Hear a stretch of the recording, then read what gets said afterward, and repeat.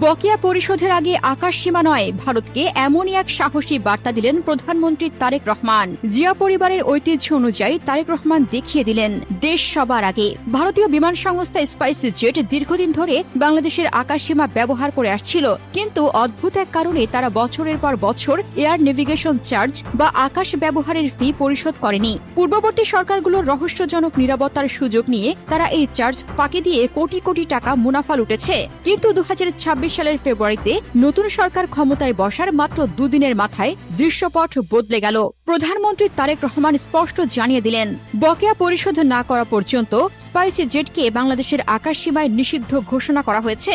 সাধারণত যে কোনো দেশের আকাশ সীমা ব্যবহারের জন্য বিদেশি বিমান সংস্থাগুলোকে নির্দিষ্ট পরিমাণ ফি দিতে হয়, যা দেশের সিভিল অ্যাভিয়েশন অথরিটি সংগ্রহ করে। স্পাইস জেট বিশেষ করে কলকাতা থেকে উত্তর পূর্ব ভারতের ফ্লাইটগুলোতে নিয়মিত বাংলাদেশের আকাশ ব্যবহার করত। এতে তাদের জ্বালানি খরচ কমত এবং সময় বাঁচত। অভিযোগ রয়েছে, বিগত সরকারগুলো ভারতের সাথে সুসম্পর্ক বজায় রাখার নামে এই বিশাল বকেয়া নিয়ে কোনো টু শব্দ পর্যন্ত করেনি। দেশের স্বার্থকে উপেক্ষা করে একটি বিদেশি সংস্থাকে বিনামূল্যে সুযোগ দেওয়া ছিল একটি জাতীয় লজ্জা। বর্তমান প্রধানমন্ত্রী তারেক রহমান তার পূর্বসূরীদের এই বীরত্ব গাথাকেই বাস্তবে রূপ দিলেন। তিনি বার্তা দিলেন, ভারত হোক বা অন্য কোনো দেশ, বাংলাদেশের সার্বভৌমত্ব ও অর্থনৈতিক অধিকার নিয়ে ছিনিমিনি খেলার দিন শেষ। আওয়ামী সরকারের মতো নতজানু হয়ে ভারত যা চাইবে তাই পাবে, সেই অধ্যায় চিরতরে বন্ধ হয়ে গেছে।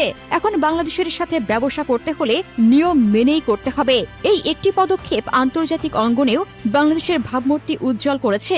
ক্ষমতা গ্রহণের মাত্র দুদিনের মাথায় এমন আগ্রাসী ও দেশপ্রেমিক সিদ্ধান্ত প্রমাণ করে তারেক রহমানের নেতৃত্বে বাংলাদেশ এখন একটি শক্তিশালী ও স্বনির্ভর রাষ্ট্র হিসেবে মাথা উঁচু করে দাঁড়াবে। বাংলাদেশের আকাশ এখন আর কারো ব্যক্তিগত সম্পত্তি নয়, বরং এটি আমাদের জাতীয় সম্পদ, এবং এই সম্পদের সঠিক রক্ষক হিসেবে তারেক রহমান নিজের যোগ্যতা প্রমাণ করেছেন।